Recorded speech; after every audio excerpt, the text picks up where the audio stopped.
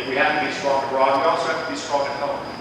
And Americans are also counting on Republicans to protect our economy, to protect your livelihoods and your pocketbooks.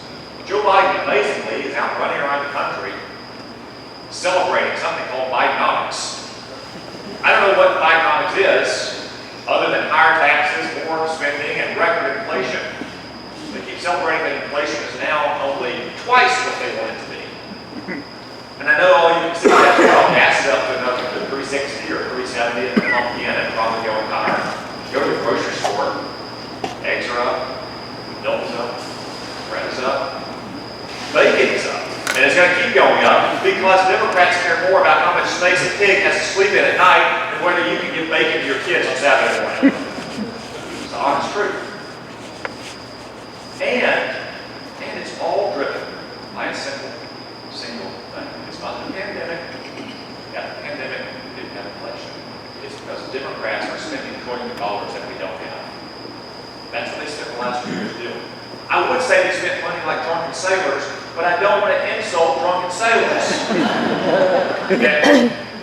It's bad if an old soldier is defending sailors. But our deficit, not our national debt, the single deficit for this year is going to approach $2 trillion because of the money that Joe Biden and the Democrats wasted over the last 2 years on almost nothing that benefits any of you or that benefits our state. And then what happens for working men and women? Joe Biden likes to claim how wages are reaching record highs. I guess they are, technically, but after you account for inflation, wages are actually down. Men and women are working harder than ever to make ends meet.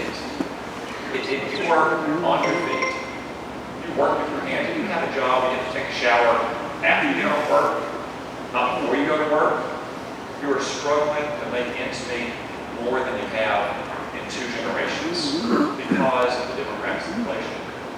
What's the solution the President and the Democrats have? Let's bring in more migrant workers.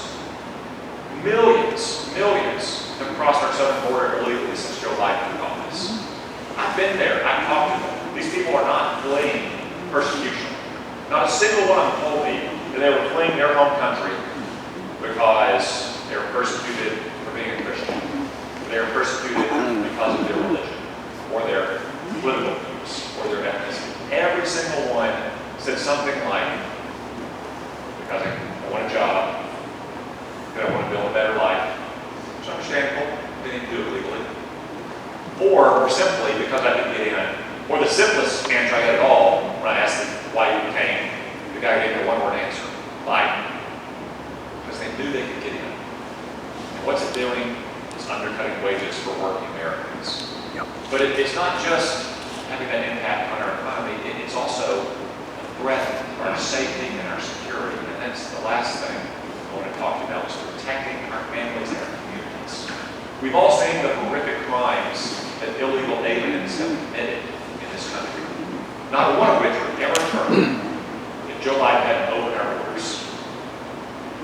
Now you have cartels that are vicious and depraved, as bad as anything terrorist groups have inflicted on our fellow man, running drugs, human trafficking across our border, and Joe Biden and Democrats are a blind eye. I can tell you, almost every drug that's used in this community, in this state, in this country now comes to Mexico. That's just a fact.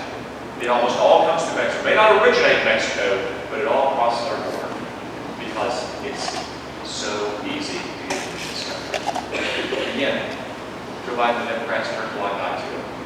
We lost over 100,000 Americans just last year to drug overdoses. That's almost twice as many that we lost in the entire 20 years of the Vietnam War. And the year before that, and the year before that. And sadly, it's probably going to happen this year and next year as well.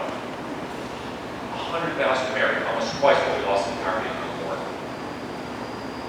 I'll just add, rather than tell you what I think you should do, I just ask you what you would do. What you would expect your government to do. Your government, whose chief and first responsibility is to protect your family. If ISIS and Al-Qaeda set up shop in Mexico, if ISIS and Al-Qaeda had cells in Juarez or Monterey. They were killing 100,000 Americans in this country every year. What would you expect your government to do? That is exactly what we should do with these Mexican cartels. We should eliminate them entirely so they cannot continue